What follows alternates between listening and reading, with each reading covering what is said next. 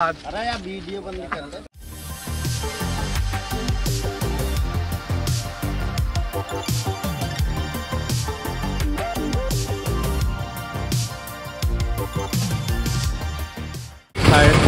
আজকে আমি যাচ্ছি এখান থেকে দিল্লি। সো আমি যেই সিটিতে আছি সেটা হলো যে কোইকোট, কেরালার কোইকোট শহর। তো সেখান থেকে আজকে আমার দিল্লির জন্য একটা ট্রেন আছে। তো আমার ট্রেন হলো সকাল 8:30টায়, এখন প্রায় বাজে 7:30। 1 ঘন্টা সময় আছে। তো আমি ক্যাম্পাস থেকে মেন শহরে আসছি। এখন এখান থেকে আমরা স্টেশনের দিকে যাচ্ছি। এই জার্নিতে একা না, আমার সাথে আরও 3 জন আছে। তার মধ্যে 2 জন বাংলাদেশি, 1 জন হলো যে পশ্চিমবঙ্গের। তো তারা অলরেডি সামনে চলে গেছে। বেসিক্যালি আমাদের সামার ভ্যাকেশন চলতেছে। আমাদের 4th সেমিস্টার শেষ হয়েছে। তো প্রায় 2.5 মাসের একটা সামার ভ্যাকেশন। তো সেই ভ্যাকেশনে আমাদের এখন বাড়ি যাওয়ার পালা। বাট ব্যাপার হয়েছে যে প্রতিবারই আমরা করি কোথাও না কোথাও একটা ট্রিপ দিয়ে তারপরে আমরা দেশে যাই। সো এইবারের ট্রিপটা আমাদের দিল্লিতে হচ্ছে। আর এই ট্রিপের সফর সঙ্গী হিসেবে ফাহাদ অলওয়েজ আমার সাথে আছে।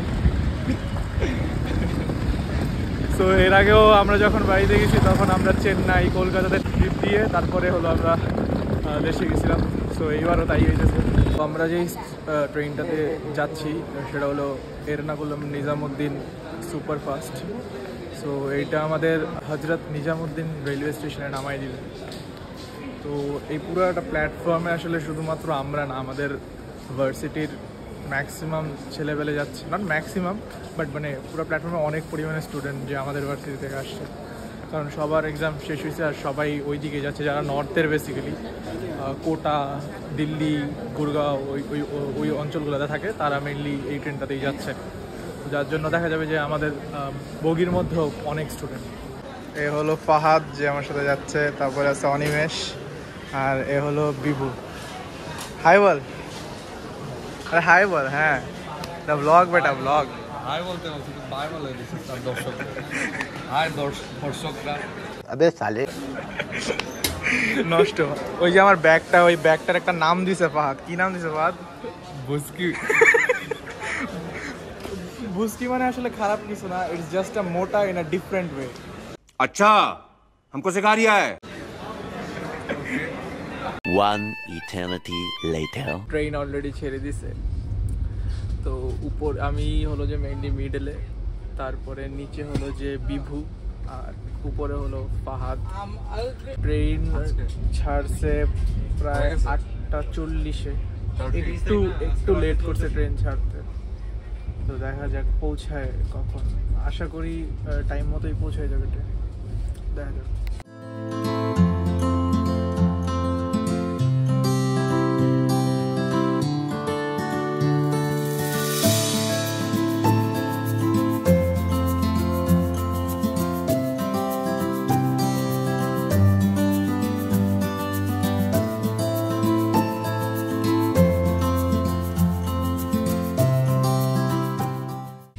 এখন প্রায় 12:15 বাজে।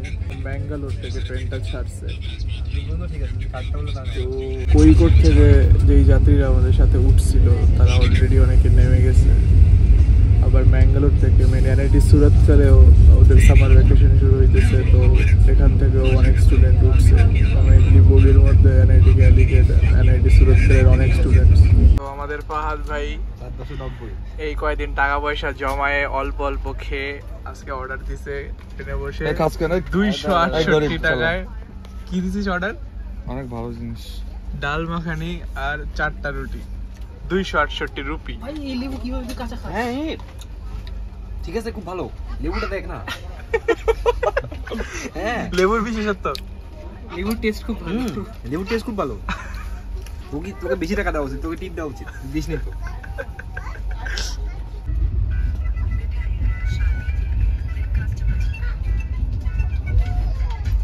আরেকটা মজার ব্যাপার হলো যে আমি এই ট্রেনটাতে যাচ্ছি, এই ট্রেনটার অনেকগুলো টানেলের মধ্যে দিয়ে যাচ্ছি। আমি এর আগে অনেকগুলো ট্রেনে উঠছি, বাট একটা ট্রেনে এরকম টানেল ছিল না। তো এই জিনিসটা একটু আমার জন্য নতুন। তো আমি এখন আছি যদিও আমার কোচের বাইরে, আমাদের আমার কোচ, এখানে আরেকটা কোচ, মাঝখানে মাস্টার।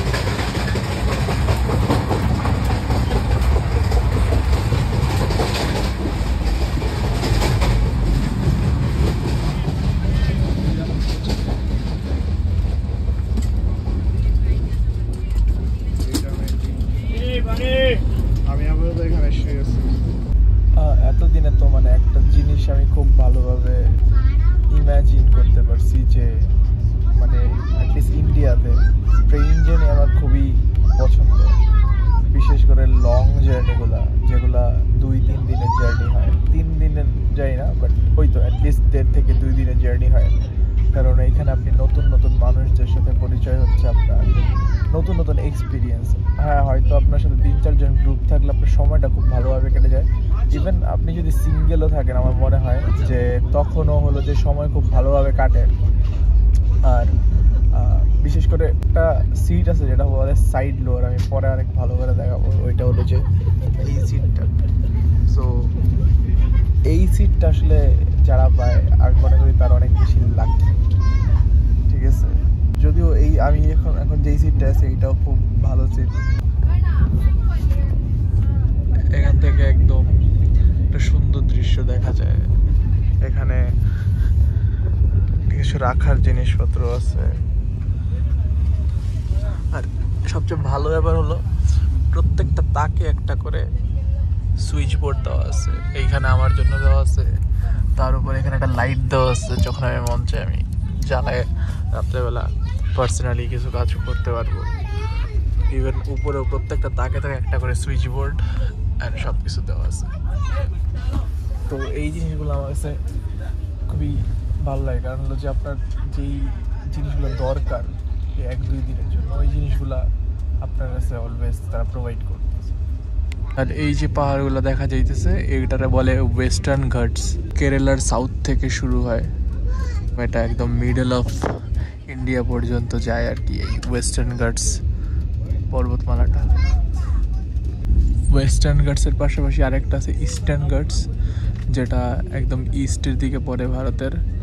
ওইটা যদিও এখন আস্তে আস্তে প্রায় ধূলিসাৎ হয়ে গেছে প্রচুর পরিমাণে পাহাড় কাটা এবং সংরক্ষণের অভাবে, বাট ইস্টার্ন ঘাটস এই অঞ্চলটায় এখনও তারা খুব ভালোভাবে সংরক্ষণ করতেছে। আমরা এখন আছি খুবই জনপ্রিয় একটা রাজ্য গোয়াতে। তো এটা হলো গোয়ার মাডগাঁও স্টেশন, গোয়ার মেইন স্টেশন, গোয়ার রাজধানী। তো আমি আর অনিমেষ জাস্ট একটু বেরোলাম আর কি। গোয়ার অনেক কাছাকাছি থাকা সত্ত্বেও গোয়াতে আসা হয় নাই, জানি না কবে আসা হবে। তো আমরা জাস্ট একটু নামলাম, এখানে একটু প্রায় 10 মিনিটের একটা হল দিবে। এখন প্রায় বাজে 5:40। তো 10 মিনিটের হলটে দেখি কিছু হয়তো কিনবো, তো কিনে তারপরে ট্রেনে উঠবো আবার। অনিমেষ, ফার্স্ট টাইম গোয়াতে, but only in the station. এটা আমাদের ট্রেন, এটা হচ্ছে আমাদের বোট।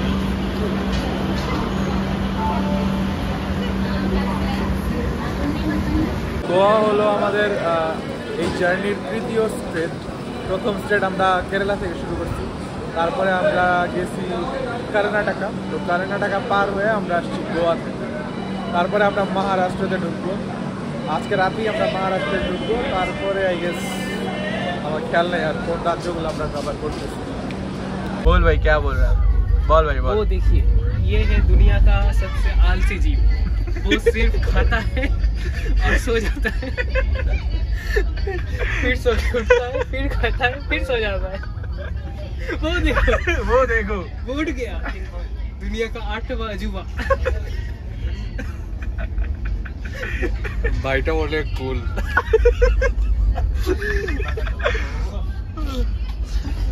আসার পর থেকে সবার একটাই জিনিস চলতেছে, যে রয়েছে ঘুম ঘুম ঘুম। এই যে লড়াইয়ের মধ্যে দ্বিতীয় হয়ে গেছে, কারণ সে উঠে গেছে ঘুম থেকে, কিন্তু সে এখনো ঠিক আছে লড়াই। তুই নিচে আয়, তুই ওইদিকে যা, তোর যেটা সিট, ঝামেলা করিস না। হয়েছে যা হয়েছে। তো আমাদের এখানে একটা বিশাল বড় একটা ঝামেলা হয়ে গেছে। সেখানে ঝামেলা হয়েছে গিয়ে, এটা যদিও আমার সিট, ওইটা অনিমেষের সিট, এটা বিভুর সিট। বাট হয়েছে কি সারাদিন বিভু অনিমেষের সিটে ছিল, তো অনিমেষ এখন রাগ করতেছে, বিভু আবার আইসা ওই সিট ছিলাম না বলতেছি বিভু এখন রাত্রেবেলা এসে সিট চেঞ্জ করতে চাইতেছে। ব্যাগ ছিল ওখানে, বাট এটা অনিমেষের খুবই খারাপ লাগতেছে। আরে বাহ, যা তো ম্যাডাম।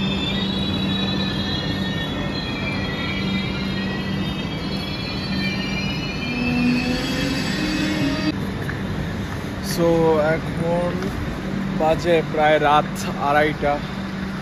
সো এখন আমি আছি পানভেল রেলওয়ে স্টেশন। পানভেল হলো মহারাষ্ট্রেরই একটা শহর। 2:30 বেজে গেছে, এখন ঘুমাইতে হবে আসলে। এখন ট্রেনটা ভাই ছেড়ে দিবে, তো আপাতত উঠে যাই।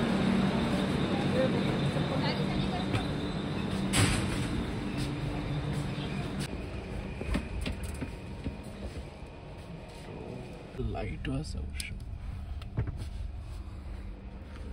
এইটা মেনলি আজকে আমার পেট একটু অগোছালো হয়ে আছে যদিও। তো আজকের জন্য গুড নাইট, দেখা হবে আবার কালকে। One eternity later. Good morning.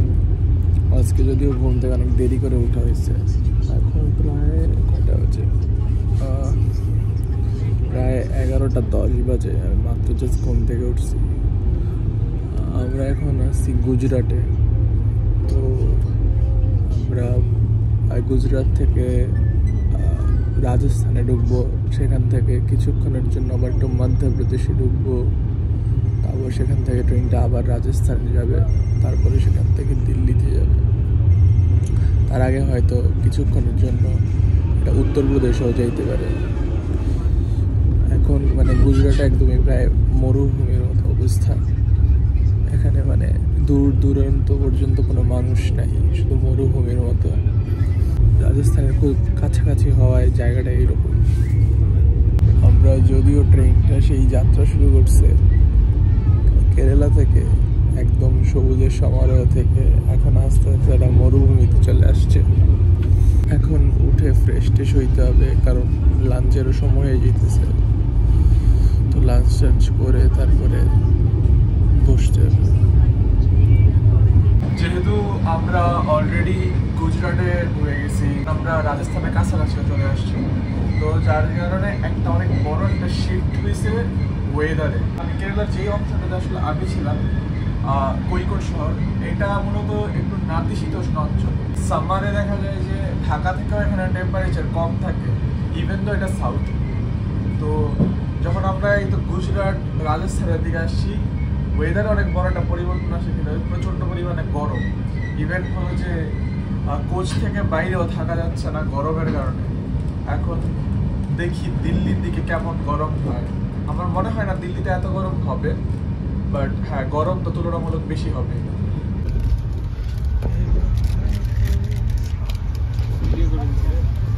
पकड़ा गया पकड़ा गया সর তুই বাসাড়া মারা, সর তুই বাসাড়া, তুই বাসাড়া, যাওয়ার হচ্ছে সব তুই দেখো টিপলি কেন না, টিপলি কেন তাই কি মজার দৃশ্য ভাই। তা সর তুই বাসাড়া না, বাসাড়া পাসওয়ার্ড বাসা জায়গা পা এরকম রাখবো। হ্যাঁ সিনটা সেই ভালো, বুঝছিস? সেই লাগছে সেই। দেখ হ্যাঁ বাইরের কথা বলতেছি। প্লিজ দেখার জন্য কি কষ্টটা করছে বেচারা। This is the hard work you need to do to watch reels and bring some smile in your face. এটা কি হচ্ছে? এটা কোন ধরনের মাসাজ ভাত? এটা আমার পায়ের মাসাজ চলতেছে। হ্যাঁ আমার পায়ের মাসাজ চলতেছে তার পাশা থেকে। अच्छा हमको सिखा रिया है। Animesh, are you liking it? এইসব কপাল গ্রিন থেকে যা ঝাড় জ্বলে আমার। তো সেটআপটা দেখো, উপরে সেটআপটা দেখো। কি বাইদার এই যে এই ভাইটা তেজস্বা, সো ওর সাথে আমাদের ট্রেনে পরিচয় হয়েছে। Say hi bro. Hi guys, subscribe to Bathon. So আমরা জাস্ট ওর স্টিরিওটাইপ কোশ্চেনস আস্ক করতেছি। Do you have gutka pan masala or not? No, never. It's harmful for health. As a UP guy saying this. Yes. भाई तुम गुरुग्राम में रहता है ना? Yes. वो कहाँ पे? वो हरियाणा में? हाँ हरियाणा में। हरियाणा कौन?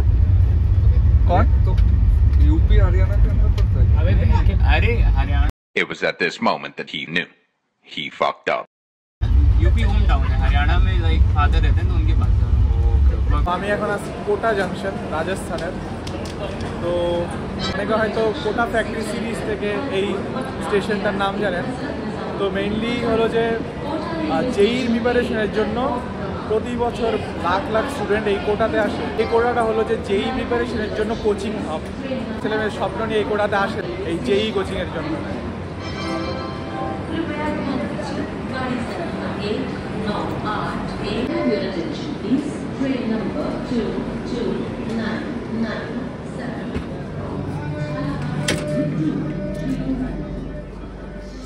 তো ভেতরে একটু শান্তি লাগতেছে আসলে, কারণ ভেতরে এসি আছে, বাইরে খুবই বাজে অবস্থা আসলে গরমে।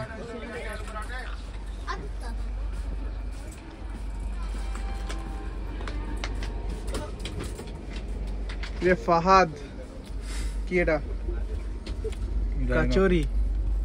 এখানে একটা জিনিস আসলে আমি খেয়াল করলাম, সেটা হচ্ছে যে রাজ্য পরিবর্তনের পাশাপাশি এখানে স্ন্যাক্সেরও অনেক বড় একটা পরিবর্তন ঘটে। আমরা যখন আসলে কেরালা আর কর্ণাটকাতে ছিলাম ওই সময় এখানে ট্রেনে যে স্ন্যাক্সগুলো বিক্রি করতেছিল ওইগুলো মেইনলি ছিল হলো যে বড়া, ইডলি এইরকম। তারপরেই যখন আমরা মহারাষ্ট্রের দিকে ঢুকলাম তখন হলো যে মহারাষ্ট্রের অনেক জনপ্রিয় খাবার বড়া পাও এগুলো বিক্রি করা শুরু হয়েছে। এখন আমরা রাজস্থানে আছি, দিল্লির দিকে যাচ্ছি, তো এখন একটু মশলা পুরি এইরকম খাবারগুলা স্ন্যাক্স হিসেবে আসতেছে। তো মানে রাজ্য চেঞ্জের পাশাপাশি ট্রেনের মধ্যে স্ন্যাক্সেরও চেঞ্জেস হইতেছে। আর ফাহাদ জাস্ট আমরা হলো যে থার্ড টায়ারিসি থেকে এখানে একটু আসছি, সেকেন্ড টায়ারিসি পার করে এইটা হলো আই গেস স্লিপারটা। তো এখন হঠাৎ ট্রেন থেমে গেছে, প্রায় সন্ধ্যা হবে হবে এমন একটা মুহূর্ত। তো স্লিপারে আসলে খুবই খুবই খুবই খুবই টাফ সিচুয়েশন আসলে। তো এখন হঠাৎ ট্রেন থামাই দিছে, তো জানি না কেন, হয়তো কোনো ক্রসিং বা হয়তো কিছু আছে, তো লোকজন নামতেছে এখান থেকে।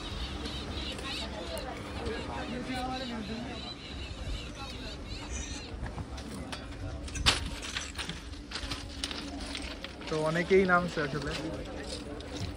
এটা ফাহাদ, এখন ট্রেন আবার ছেড়ে দিতেছে, একজন আছে এখানে, বাকি যদি উঠবে।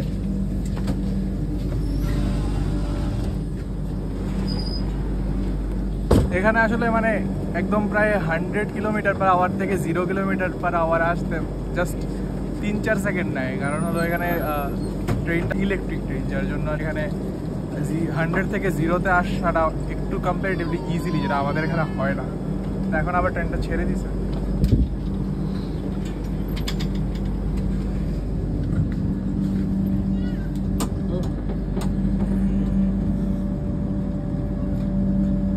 नहीं नाम क्या है तुम्हारा? One eternity later. অবশেষে আমরা পৌঁছে গেছি দিল্লি নিজামুদ্দিন রেলওয়ে স্টেশন। এই তো আমার সাথে অনিমেষ দাদা, ফাহাদ ভাই, আমরা বাকি বেহেন। ও বিভু চলে গেছে, বিভু আমাদের থেকে বিদায় নিয়ে চলে গেছে অন্য জায়গায়। তো এতটুকু পর্যন্তই হলো আমাদের জার্নি। দেখা হবে নেক্সট ভিডিওতে। বাই।